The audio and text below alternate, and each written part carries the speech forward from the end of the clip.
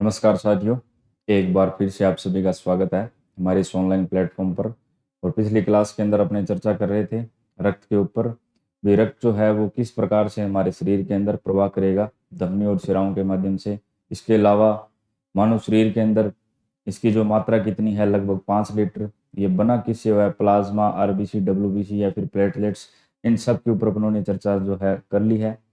इससे आगे बढ़ते हुए आज अपने चर्चा करेंगे रक्त समूह के ऊपर। रक्त समूह के ऊपर। रक्त समूह कि किसी व्यक्ति में किस वर्ग का ब्लड होगा और इसके कितने प्रकार है और इसकी किसने खोज की थी। तो रक्त समूह के ऊपर जब अपने चर्चा करें तो इसके बारे में जो सबसे पहले पता लगाया था उनका नाम था, या खोजकर्ता भी लिख सकते हो, कार्ल लैंडस्टीनर। Karl Landsteiner. यानी रक्त समूह के बारे में सबसे पहले हमें जो जानकारी प्रदान की गई थी वो की थी आपके लैंडस्टीनर ने। और ये जानकारी उन्होंने जो दी थी वो दी थी एक विशिष्ट प्रकार के ग्लाइकोप्रोटीन के आधार पर। एक एक विशिष्ट ग्लाइको एक विशिष्ट ग्लाइकोप्रोटीन के आधार पर इन्होंने इन्होंने रक्त को रक्त को 4 समूहों में बांटा। रक्त को 4 समूहों में बांटा। और ये जो विशिष्ट ग्लाइकोप्रोटीन है इसको इन्होंने नाम दिया था, ये जो विशिष्ट ग्लाइकोप्रोटीन है इसको इन्होंने नाम दिया था एंटीजन। क्या नाम दिया था? एंटीजन, जिसको अपने प्रतिजन भी बोल सकते हैं। प्रतिजन, ठीक है। तो ये कार्ल लैंडस्टीनर थे। इन्होंने क्या है, रक्त समूह के ऊपर जांच पड़ताल की और सबसे पहले इसके बारे में पता लगाया। और इन्होंने देखा जो हमारा रक्त है उसके अंदर क्या है, प्लाज्मा भी है, आरबीसी भी है, डब्ल्यूबीसी और प्लेटलेट्स भी है। लेकिन आरबीसी के ऊपर एक विशिष्ट ग्लाइकोप्रोटीन उन्होंने देखा जिसको उन्होंने नाम दिया था एंटीजन, यानी प्रतिजन। और इस प्रतिजन के आधार पर उन्होंने रक्त को 4 वर्गों में बांट दिया। वो कौन कौन से थे, चलिए देखते हैं। एक था आपका ए, बी, एक इन दोनों को मिलाकर ए बी, और अगला था आपका ओ। उन्होंने ये पता लगाया क्योंकि रक्त के अंदर जो आरबीसी मौजूद होती है उसके अंदर क्या है, जैसे आपके आरबीसी है उसकी आकृति कैसी होती है, गोल। इन्होंने देखा जो ये आरबीसी है ये कैसी है, गोल है। और इसके ऊपर एक विशिष्ट प्रकार का प्रोटीन चिपका हुआ है। इस प्रकार से ये जो त्रिभुजनुमा आकृति दिखाई दे रही है, ठीक है, इसकी आकृति त्रिभुजनुमा दिखाई दे रही है या जैसे ए के समान दिखाई दे रही है, तो इसको इन्होंने नाम दे दिया ए। यानी जिस व्यक्ति के रक्त समूह के अंदर, रक्त के अंदर और रक्त के अंदर आरबीसी के ऊपर ये अगर आकृति दिखाई दे रही है तो उसके अंदर कौन सा प्रतिजन मौजूद होगा, ए। इसी प्रकार जो बी है ये है आपके ए के लिए, और जो बी है उसकी पहचान क्या देखी उन्होंने। इसी प्रकार एक और अन्य आकृति ऐसे गोल गोल,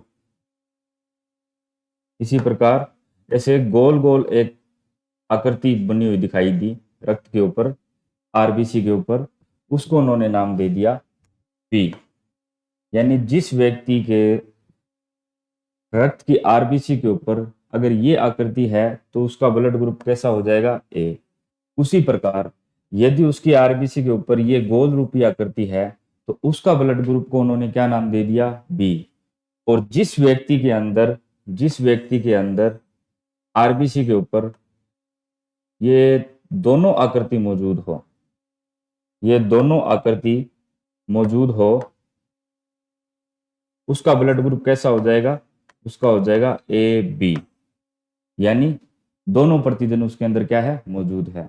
इसी प्रकार यदि किसी व्यक्ति की आरबीसी के ऊपर ये दोनों ही आकृतियां मौजूद नहीं हैं तो उसका ब्लड ग्रुप कैसा हो जाएगा, उसको आप ये मान सकते हो शून्य या फिर ओ ब्लड ग्रुप।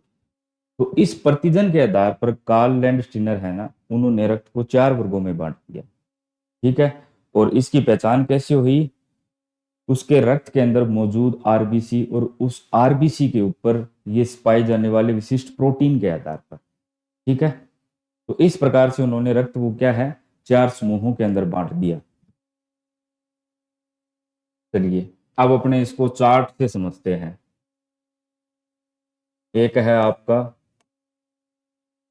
रक्त समूह है, यानी कौन सा वर्ग है उसका, ए है या फिर बी है या फिर ए बी है या फिर उसका ओ है। इस तरह से क्या है, आपको याद आसानी से हो जाएगा।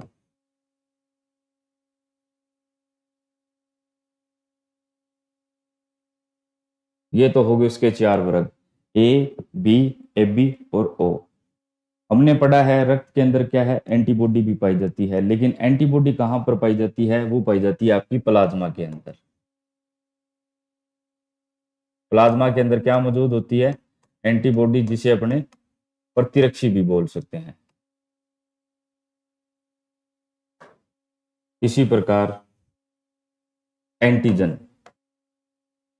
एंटीजन या फिर प्रतिजन, और ये कहां पर मौजूद था, ये मौजूद था आपकी आरबीसी के ऊपर, और इसी आधार पर उन्होंने क्या है, रक्त को 4 वर्गों में बांट दिया। और इसी प्रकार साथ में ही अपने देख लेते हैं कि कौन से वर्ग वाला व्यक्ति किस किस को ब्लड दे सकता है, दे सकता है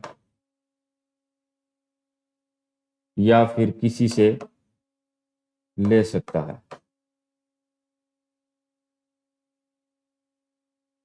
ये देखिए, ठीक है, तो ये प्रतिरक्षी आपके कहां पर पाए जाते हैं, ये पाए जाते हैं आपके प्लाज्मा के अंदर। ठीक है, और प्रतिजन और प्रतिरक्षी के अंदर क्या है, दोनों का सम्मिश्रण ना हो, इसलिए प्रतिजन को उन्होंने डिनोट किया था कैपिटल लेटर से, यानी कैपिटल ए और बी से। इसी प्रकार एंटीबॉडी को उन्होंने डिनोट कर दिया था स्मॉल ए और स्मॉल बी से। और इसका जो क्रम है ना, वो कैसा होता है, उल्टा होता है। जैसे किसी व्यक्ति का यदि ब्लड ए है, किसी व्यक्ति का ब्लड ग्रुप ए है, उसके अंदर एंटीजन कौन सा होगा, ए, लेकिन एंटीबॉडी कैसी पाई जाएगी, बी। ठीक है, ये थोड़ा आपको ध्यान में रखना है।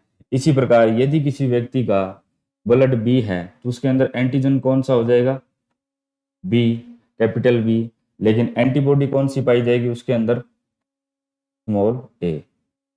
ठीक है, और जो व्यक्ति ए बी ब्लड ग्रुप वाला है उसके अंदर एंटीजन ए और बी दोनों, लेकिन एंटीबॉडी वो है इसके अंदर मौजूद नहीं होगी। और इसी वजह से क्या है, जो ए बी ब्लड ग्रुप वाला व्यक्ति है उनके अंदर क्या है, एंटीबॉडी नहीं पाई जाती। इस वजह से इस रक्त समूह के व्यक्ति बीमार जो है ज्यादा पड़ते हैं। और जो ए ब्लड ग्रुप वाला व्यक्ति है उसके अंदर ए और बी दोनों एंटीबॉडी पाई जाती है, लेकिन इसके अंदर कोई भी एंटीजन मौजूद नहीं होता। और इसी वजह से जिन व्यक्तियों का ब्लड ग्रुप ओ है उनके अंदर क्या है, बीमार पड़ने की क्षमता वो काफी कम होती है। ये थोड़े क्या है, प्रतिरक्षी रूप से काफी मजबूत होते हैं। और भारत के अंदर अगर अपने बात करें तो लगभग 30% व्यक्तियों का ब्लड ग्रुप कैसा है, वो ओ प्रकार का है। ठीक है, तो ये आपको समझ आ गया होगा भी उन्होंने, कार्ल लैंडस्टीनर ने रक्त समूह का निर्धारण किस प्रकार से किया था, आरबीसी पर मौजूद विशिष्ट एंटीजन के आधार पर। और जिस व्यक्ति के अंदर अगर एंटीजन ए है तो एंटीबॉडी उसका उलट होगी, यानी स्मॉल बी होगी। इसी प्रकार यदि एंटीजन बी है तो एंटीबॉडी स्मॉल ए, और ए बी के अंदर आपकी एंटीबॉडी पाई नहीं जाती, और ओ के अंदर एंटीबॉडी दोनों ए व बी दोनों पाई जाती है। और यही वजह है कि जो ए ब्लड ग्रुप वाला व्यक्ति है वो किस किस को रक्त दे सकता है, यानी अगर अब अपनी बात करें भी कौन सा व्यक्ति किसको रक्त दे सकता है और किस व्यक्ति से रक्त ले सकता है। क्योंकि आपने पढ़ा होगा, जैसे ए रक्त समूह वाला व्यक्ति है, अगर बी रक्त समूह वाले व्यक्ति को अपना रक्त दे दे तो क्या होगा, तो इन दोनों के अंदर क्या है, एंटीजन एंटीबॉडी प्रतिक्रिया हो जाएगी और रक्त का क्या क्लोट बन जाएगा, जिससे व्यक्ति की मृत्यु हो जाएगी। ठीक है, और इसीलिए इनकी क्या है, जांच करना बहुत जरूरी था। रक्त को मतलब इसका विभाजन करना बहुत जरूरी था। पुराने समय में क्या था, इसकी जांच पड़ताल नहीं थी और शुरुआत के अंदर यही हुआ। मान लो किसी को पता नहीं था कि किसी व्यक्ति का रक्त समूह ए है, बी है, रक्त दिखने में कैसा होता है, एक समान होता है। यदि ए वाले का रक्त अगर आप बी वाले को दे दोगे तो इनके अंदर क्या है, एंटीजन एंटीबॉडी के क्लोट से व्यक्ति की मृत्यु हो जाती थी। ठीक है, तो ये जैसे किसी व्यक्ति का अगर रक्त समूह ए है तो वो किसको रक्त दे सकता है, तो वो ए वाले को दे सकता है। ठीक है, इसी प्रकार ये ए बी वाले व्यक्ति को भी रक्त अपना दे सकता है। अब ऐसा क्यों है भी, आप थोड़ा सा ध्यान से समझिए। जिस व्यक्ति का ब्लड ग्रुप ए है उसके अंदर एंटीजन कौन सा है, ए। ठीक है, अब यदि ये ए ब्लड ग्रुप वाले को दे रहा है तो उसके पास कौन सा एंटीजन है, ए, और एंटीबॉडी कौन सा है, दूसरा है बी। यानी किसी व्यक्ति के अंदर रक्त का क्लोट कब बनेगा, जब समान एंटीजन और समान एंटीबॉडी उसके अंदर मौजूद हो। जैसे ए ब्लड ग्रुप वाला व्यक्ति यदि बी वाले को अगर अपना रक्त दे रहा है तो बी वाले के पास प्रतिरक्षी क्या है, ए।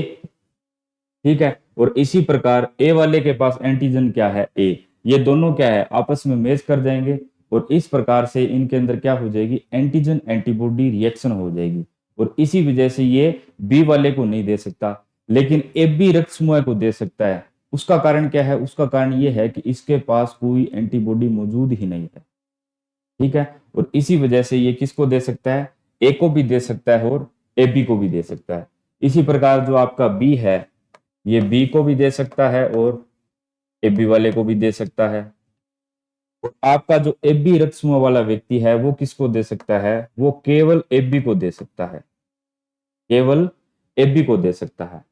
ठीक है, ए को क्यों नहीं दे सकता, आप ध्यान से देखिए। इसके पास कौन सा है, एंटीजन ए और बी दोनों मौजूद है और इसके पास क्या है, यहाँ पर यदि ये ए रक्त समूह वाले व्यक्ति को अपना रक्त दे रहा है तो इसके पास क्या है, प्रतिजन बी है और यहाँ पर प्रतिरक्षी बी है, ये दोनों सेम है। तो आपस में कौन सी प्रतिक्रिया हो जाएगी, एंटीजन एंटीबॉडी रिएक्शन हो जाएगी और रक्त का थक्का बन जाएगा। ठीक है, इसी प्रकार यदि ओ रक्त समूह वाला व्यक्ति है, इसके पास क्या है, एंटीजन मौजूद ही नहीं है, इसी वजह से ये ए को भी दे सकता है, बी को भी दे सकता है और ए बी को भी दे सकता है, साथ में ओ वाले व्यक्ति को भी दे सकता है। इसीलिए ओ रक्त समूह को अपने क्या बोलते हैं, इसको अपने बोलते हैं यूनिवर्सल डोनर, यूनिवर्सल डोनर। और ए बी रक्त समूह वाला व्यक्ति है वो किस किस से ले सकता है, ए से लग सकता है, बी से ले सकता है, ए बी वाले से, अच्छा यहाँ पर देने की बात हो रही है, दे सकता है, हाँ ठीक है, सॉरी भी, ये केवल किसको दे सकता है, ए बी वाले को दे सकता है। अब अपने बात करें लेने की, तो ए वाला किससे ले सकता है, आपका ए से ले सकता है और ओ से ले सकता है, ए बी से नहीं ले सकता। ए बी वाले को दे सकता है लेकिन ले नहीं सकता। इसी प्रकार जो बी ब्लड ग्रुप वाला है वो बी से ले सकता है और ओ से ले सकता है। और ये आपका ए बी ए से भी लेगा, बी से भी लेगा, ए बी से भी लेगा और ओ से भी लेगा, लेकिन ओ रक्त समूह वाला व्यक्ति केवल ओ से ही ले सकेगा। ठीक है, क्योंकि इन सब के पास क्या है, एंटीजन है और एंटीबॉडी भी है। यदि ये ओ रक्त समूह वाला व्यक्ति ए से रक्त लेता है तो इसके पास एंटीबॉडी भी है और इसके पास भी क्या है, एंटीबॉडी भी है। ठीक है, तो इस वजह से क्या है, ओ रक्त समूह वाला व्यक्ति सभी को दे सकता है और ए बी वाला सभी से ले सकता है और आपस में एंटीजन एंटीबॉडी प्रतिक्रिया ना हो, इसी के लिए क्या है, इसकी जांच की गई थी। और इसके बारे में सबसे पहले पता लगाने वाले कौन थे, हमारे कार्ल लैंडस्टीनर। तो ये चार्ट जो है आपको क्या है थोड़ा ध्यान में रखना है। तो रक्त समूह का निर्धारण किसके आधार पर? प्लाज्मा पर उपस्थित विशिष्ट ग्लाइकोप्रोटीन के आधार पर, जिसको अपने बोलते हैं प्रतिजन। ठीक है, इनको अपने एक प्रकार से बाह्य पदार्थ भी बोल सकते हैं, जिसको देखते ही प्रतिरक्षी क्रिया करती है। इसी प्रकार इसके थोड़े समय बाद एक और नाम आता है आपका आरएच फैक्टर। अगर अपने सामान्य तौर पर बात करें तो यूनिवर्सल डोनर किसे बोलते हैं अपने? Universal donor. ये जो आपका रक्त समूह है, इसमें से यही क्वेश्चन आता है ज्यादातर, यूनिवर्सल डोनर कौन है और यूनिवर्सल रिसिप्टर कौन है? यूनिवर्सल डोनर और यूनिवर्सल रिसिप्टर, यानी सार्वत्रिक दाता और सार्वत्रिक ग्राही। सार्वत्रिक ग्राही और एक है आपका सार्वत्रिक दाता। तो दाता के अंदर कौन आएगा? आपका ओ, और इसी प्रकार ग्राही के अंदर आएगा आपका बी। अगर सामान्य आपसे पूछे तो ओ और ए बी बताना है, लेकिन आरएच फैक्टर के अकॉर्डिंग पूछे तो आपको बताना है ओ नेगेटिव, और इसी प्रकार यहां पर ए बी पॉजिटिव। कहने का मतलब ये है, ओ है जो यूनिवर्सल दाता होता है, ये बात सही है। यदि किसी व्यक्ति का रक्त समूह है ओ पॉजिटिव है, तो वो A positive, B positive, A B positive, O positive को दे सकता है। लेकिन यदि किसी व्यक्ति का रक्त समूह है ओ नेगेटिव है, तो वो न केवल पॉजिटिव बल्कि जितने भी सारे नेगेटिव ब्लड ग्रुप के हैं, चाहे किसी व्यक्ति का ब्लड ग्रुप ए पॉजिटिव हो, नेगेटिव हो, B positive, B negative, A B positive, A B negative, कोई भी हो, उन सभी को दे सकता है। इसी प्रकार से आपका जो ए बी पॉजिटिव है, यदि किसी व्यक्ति का रक्त समूह ए बी पॉजिटिव है, तो वो पॉजिटिव वाले से भी ले सकता है और नेगेटिव वाले से भी ले सकता है। अब ये आरएच फैक्टर क्या है और ये पॉजिटिव और नेगेटिव कहाँ से आया? ये आया था आपके आरएच फैक्टर की वजह से। आरएच फैक्टर की वजह से, आरएच फैक्टर की वजह से। आरएच फैक्टर क्या है? आरएच फैक्टर के बारे में जो पता लगाया था वो लगाया था आपके, इसके अंदर जो मुख्य थे वो थे आपके विनर। विनर नामक के वैज्ञानिक थे, लेकिन आप दोनों के नाम लिख लो, कार्ल लैंडस्टीनर, लैंडस्टीनर व विनर। आप जानते हो ये जो विनर नामक वैज्ञानिक थे, इन्होंने एक बंदर के ऊपर रिसर्च की थी जिसका नाम था मकाका रिसस। ये एक प्रजाति है, अफ्रीकन बंदर की प्रजाति है मकाका रीसस, और इसी रीसस नाम से ये आरएच फैक्टर आया था। ठीक है, इस बंदर पर उन्होंने रिसर्च की थी, क्योंकि आपको पता है मनुष्य का और जो बंदरों का रक्त है उनकी प्रकृति लगभग सेम है। और जब इन्होंने इसके अंदर खोज की थी तब उनको पता चला था भी आरएच पॉजिटिव और नेगेटिव भी कुछ है। जिस प्रकार मनुष्य की आरबीसी के ऊपर अब उन्होंने ये देखा था, अगर ये त्रिभुजनुमा आकृति है तो वो क्या है, उसके अंदर एंटीजन ए है। इसी प्रकार यदि इस प्रकार से गोल आकृति है तो उसके अंदर कौन सा एंटीजन है? वो हो गया आपका बी। इसी प्रकार आरएच फैक्टर के अंदर क्या है, एक और आकृति, यानी कुछ व्यक्तियों के रक्त के ऊपर, रक्त के अंदर आरबीसी के ऊपर एक और आकृति पाई गई इस प्रकार से, जिसे नाम दिया गया आरएच।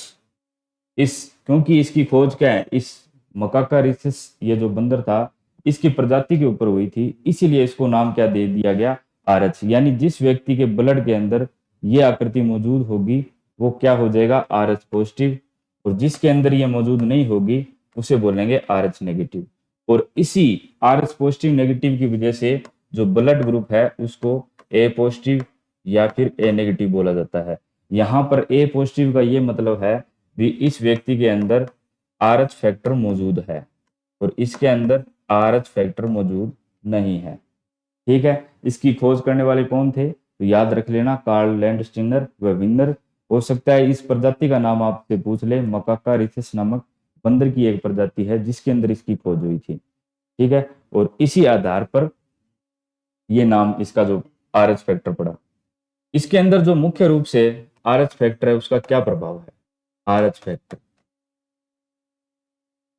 इसका क्या प्रभाव है। बेसिकली अगर अपने बात करें RH फैक्टर में से एक क्वेश्चन आता है, वो ये आता है, याद रख लेना, RS के अंदर ये पूछा गया था, एरिथ्रो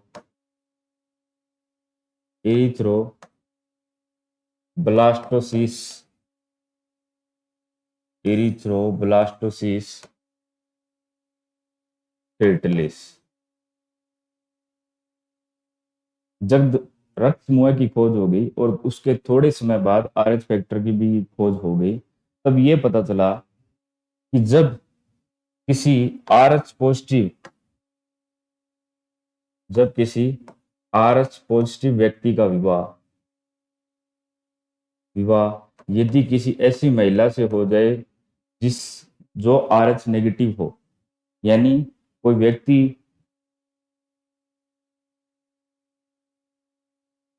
जो RH पॉजिटिव है उसका विवाह किसी ऐसी महिला से हो जाए जो RH नेगेटिव है, तो ऐसी कंडीशन में क्या होगा, इनसे जो संतान उत्पन्न होगी, यानी इनकी पहली संतान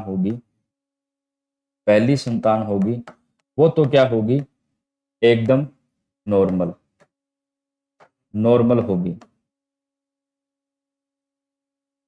लेकिन जो दूसरी संतान है वो क्या है, उसकी भ्रूण में ही मृत्यु हो जाएगी,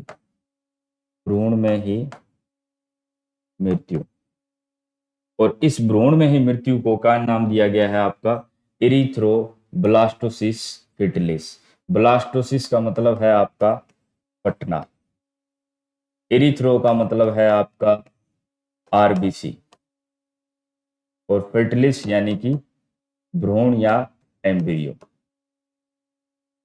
ऐसा क्यों होता है, यह होगा सिर्फ इसी कंडीशन के अंदर, ध्यान रख लेना, यदि पुरुष और इस तरफ है आपकी महिला, यदि पुरुष और या है आपकी महिला, यदि पुरुष पॉजिटिव है और महिला भी पॉजिटिव है, तो ऐसी कंडीशन में नो इफेक्ट, यानी कोई प्रभाव नहीं पड़ेगा। ये भी आप ध्यान रख लेना, यदि पुरुष नेगेटिव और महिला नेगेटिव है तो भी कोई प्रभाव नहीं पड़ेगा। यदि महिला जो है वो क्या है आपकी पॉजिटिव है और पुरुष नेगेटिव है तो भी कोई प्रभाव नहीं पड़ेगा। ये भी आप थोड़ा ध्यान रख लेना, यानी इन तीन कंडीशनों में कोई इसका प्रभाव नहीं पड़ेगा RH फैक्टर का। लेकिन यदि पुरुष पॉजिटिव है, ये कौन है आपका मैन, और ये कौन है आपकी वुमेन, ठीक है।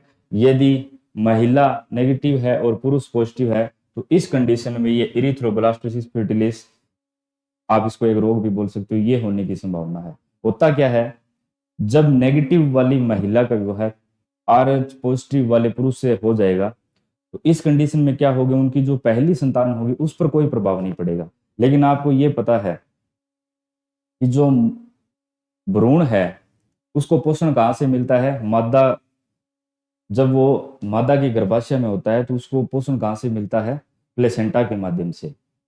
और जब उसको ये पोषण मिलेगा और ये नेगेटिव है ये पॉजिटिव है, ये जब दोनों आपस में क्रिया करेंगे तो उसकी पहली संतान के अंदर जिस रक्त समूह का निर्धारण होगा उसका कुछ हिस्सा क्या है, मादा के शरीर के अंदर प्रवेश कर जाएगा, ठीक है। इस वजह से उसकी पहली संतान के अंदर तो कोई प्रॉब्लम नहीं होगी, लेकिन जैसे ही दूसरी संतान होगी तो ये आपस में क्रिया कर जाएंगे और ये इरिथ्रोब्लास्टोसिस फर्टिलिस प्रक्रिया हो जाएगी, यानी तो दूसरी संतान होगी उस भ्रूण की जो RBC है वो फट जाती है।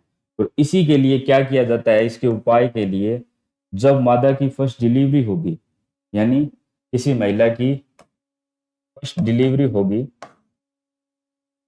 डिलीवरी होने के 24 घंटे बाद, होने के 24 घंटे के अंदर, 24 घंटे के अंदर उसको एक टीका दिया जाता है जिसे बोलते हैं अपने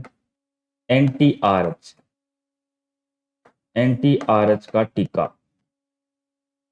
एंटी-RH का टीका लगाना, ठीक है।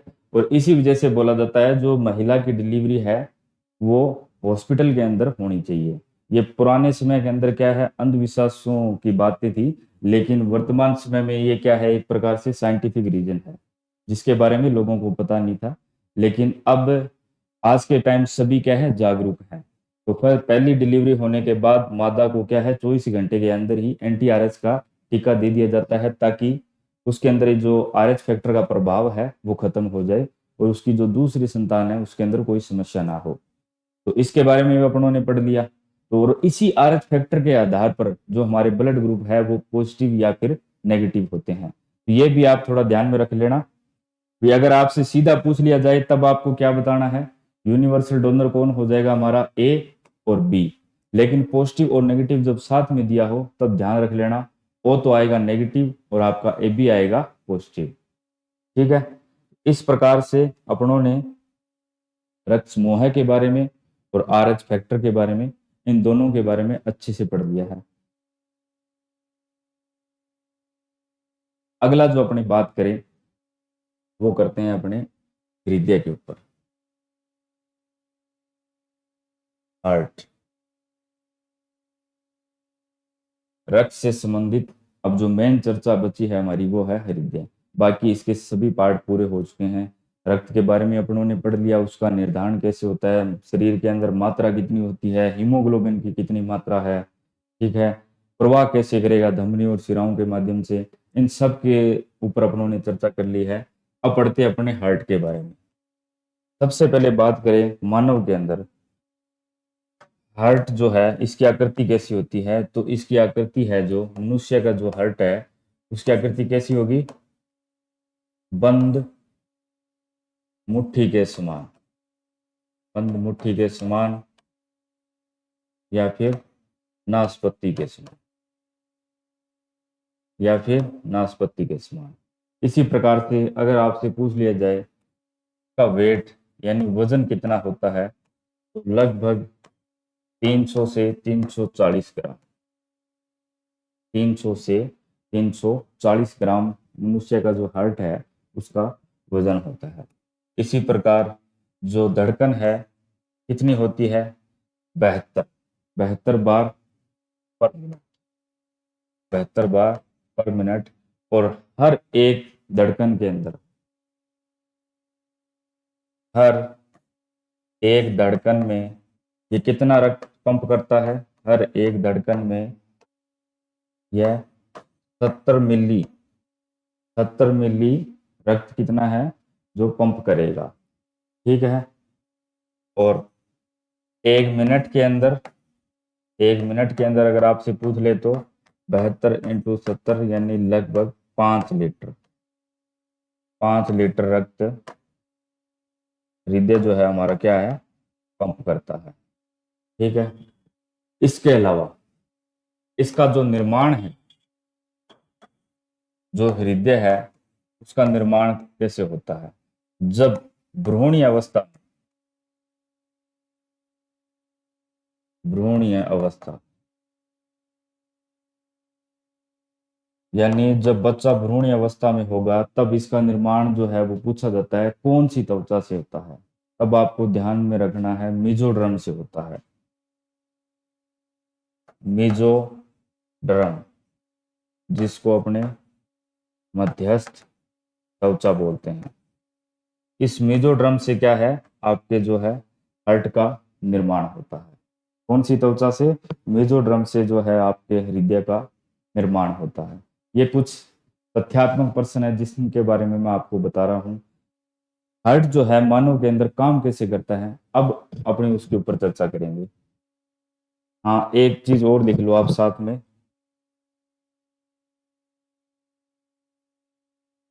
हृदय गति, हृदय की गति जिससे अपने नापते हैं उसे क्या बोलते हैं, हृदय की गति मापक यंत्र, उसको अपने क्या बोलते हैं, इसको बोलते हैं इलेक्ट्रोकार्डियोग्राम। इसका नाम काफी बार पूछा जाता है एग्जाम के अंदर, इलेक्ट्रोकार्डियोग्राम,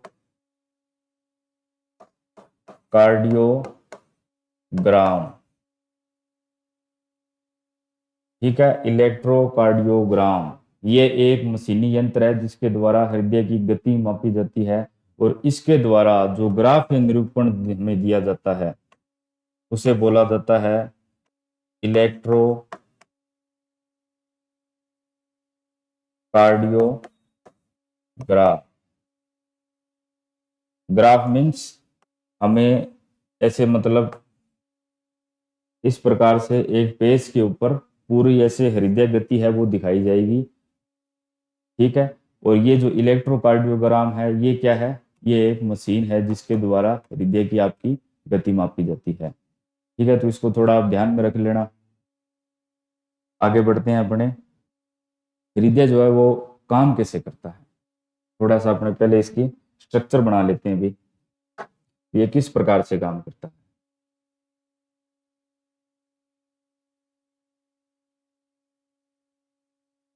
तो हृदय जो है आपका वो की संरचना कुछ इस प्रकार से पाई जाती है।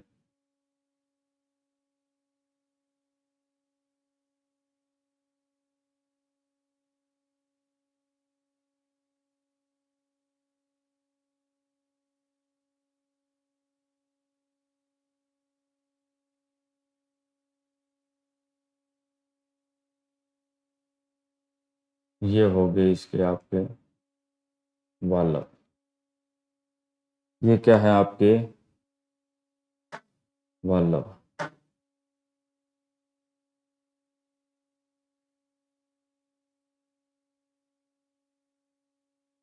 इस तरफ से जो आएगी आपकी क्या प्रवेश करेगी,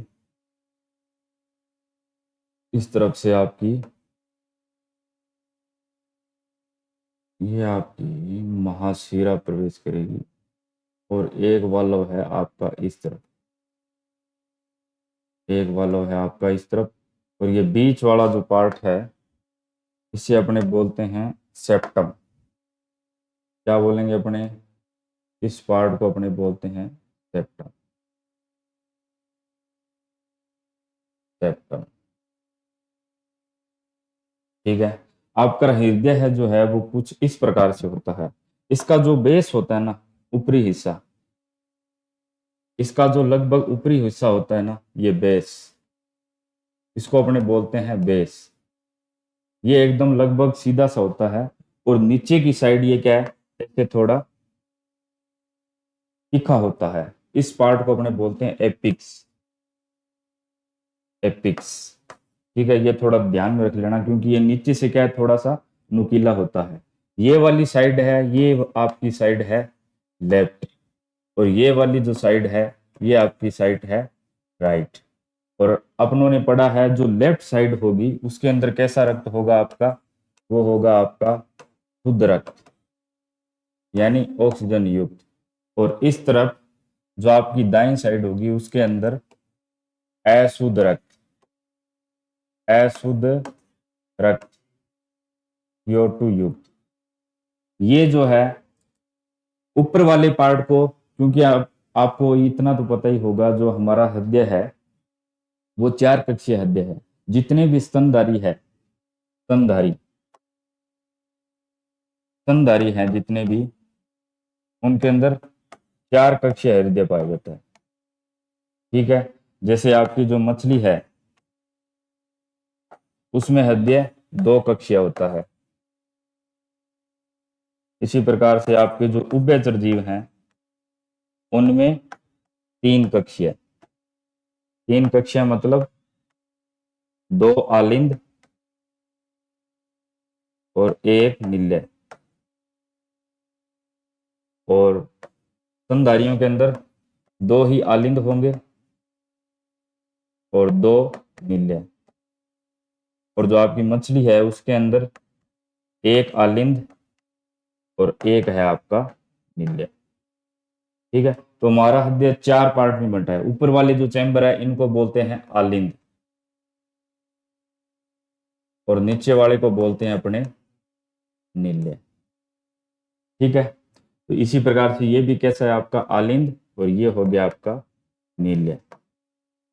और मैंने आपको बताया था जो आपका बायां निल्य है उसकी पेशियां क्या है, बड़ी होती है। बायां निल्य, ये कैसा है आपका बायां निल्य।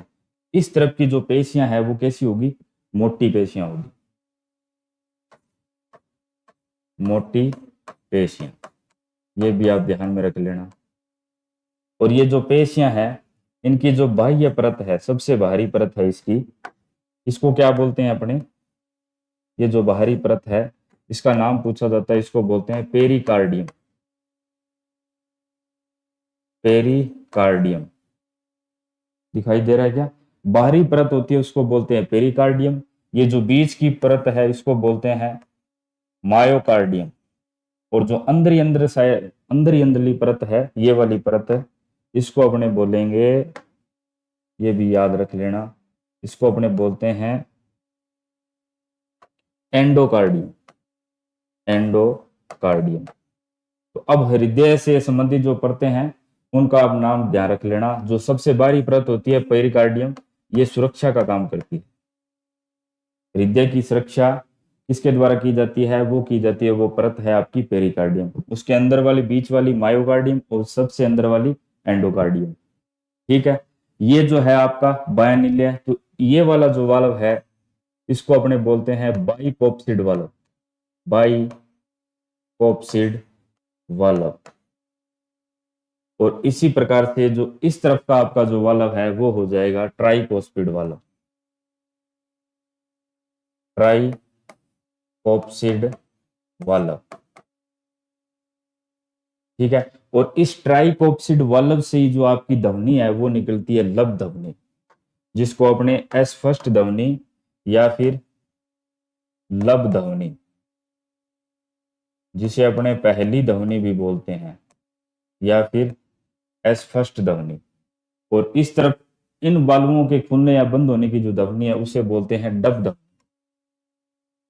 डब ध्वनि, जिसको S2 या फिर दूसरी ध्वनि।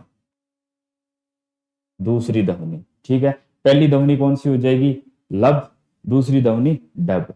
यानी जो ट्राइकास्पिड वाल्व जो खुलेंगे और बंद होंगे, इस तरफ की जो ध्वनि है जिसको S1 ध्वनि बोलते हैं, उसको बोलते हैं अपने लब।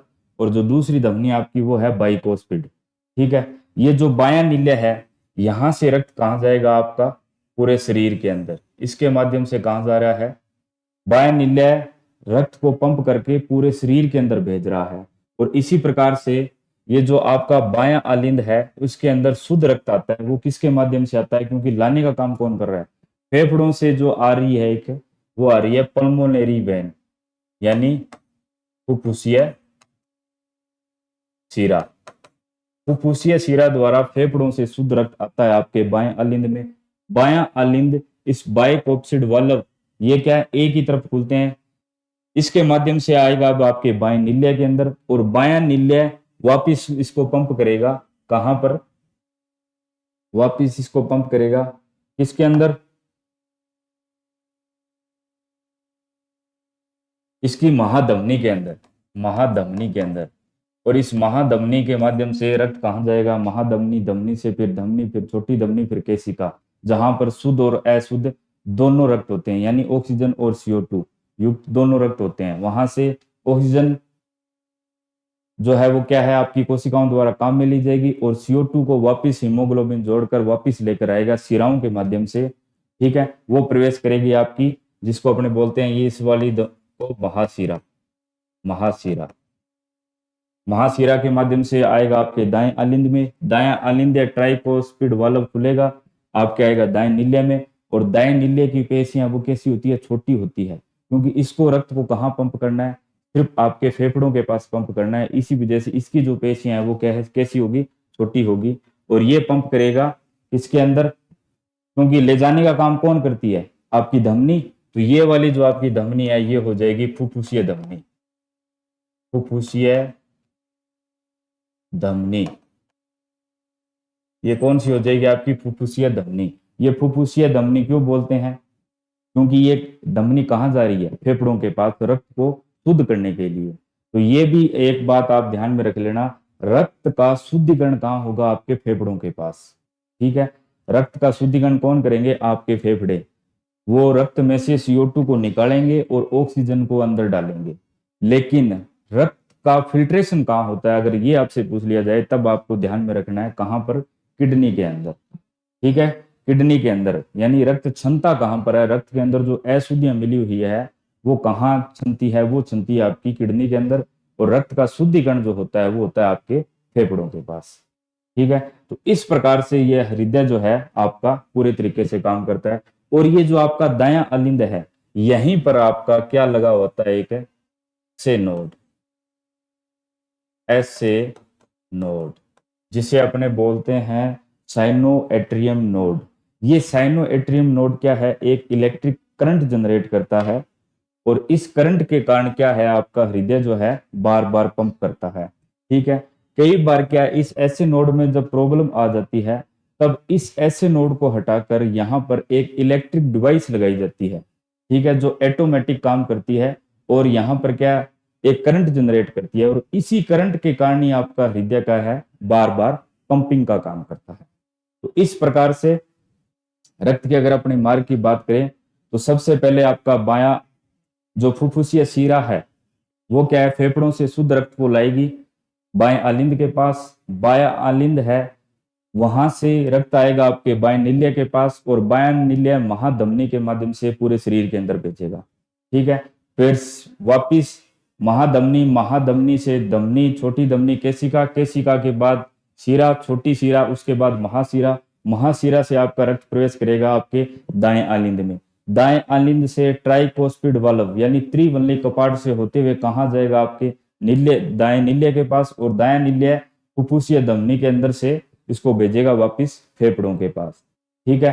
तो इस वाले जो ये वाल्व है, यहां पर जो आपका बायां आलिंद है, वहां पर जो बड़ा वाल्व है उसको अपने क्या बोलते हैं, बाइकोप्सिड। इसी प्रकार जो दायां आलिंद है और दाएं नील्य को अलग करता है, उस वाल्व को अपने बोलते हैं ट्राइकोस्पिड, त्रिवल्ली, और इस तरफ वाले को द्विवल्ली। इसी प्रकार ये जो वाल्व है, जो आपके बाएं नील्य और महाधमनी के बीच में है, इसको क्या बोलते हैं अपने, इसको क्या बोलते हैं, एट्रियम वाल्व। ठीक है। खूब महाधमनी, और इसी प्रकार ये वाला जो वाल्व है, इसको अपने क्या बोलते हैं, ये आपके फेफड़े के पास जाती है, तो इसको अपने पल्मोनरी वाल्व बोलते हैं। ठीक है। पल्मोनरी वाल्व भी आप इसको बोल सकते हैं। तो इस प्रकार से हृदय है जो आपका काम करेगा। और इसके अलावा कुछ एक आध क्वेश्चन अगर आपसे पूछ ले तो थोड़ा सा ध्यान में रख लेना। हृदय का औंस में अगर वजन आपसे पूछ ले, हृदय का वजन औंस में अगर आप पूछ ले, औंस में, तो लगभग 10 औंस होता है ये। 10 औंस हृदय का अगर वजन पूछ ले आपसे, तो औंस के अंदर तो ये होता है 10 औंस, और ग्राम में पूछे तो 300 से 340 ग्राम। ठीक है। हृदय की जो सुरक्षा करती है, सबसे बाहरी परत, सुरक्षा करने वाली सबसे बाहरी परत, सुरक्षा परत को अपने बोलते हैं पेरिकार्डियम। इसका नाम काफी बार पूछा जाता है, याद रख लेना भी आप, पेरिकार्डियम सबसे बाहरी परत है। इसी प्रकार ये तो हो गया, हृदय जो है वो रक्त को हमारी पूरे शरीर के सभी भागों में भेज रहा है, लेकिन हृदय को स्वयं को रक्त कौन प्रदान करता है, तो वो प्रदान करती है आपकी कोरोनरी धमनी। कोरोनरी धमनी, ये कोरोनरी धमनी क्या है, ये हृदय को रक्त देती है, हृदय को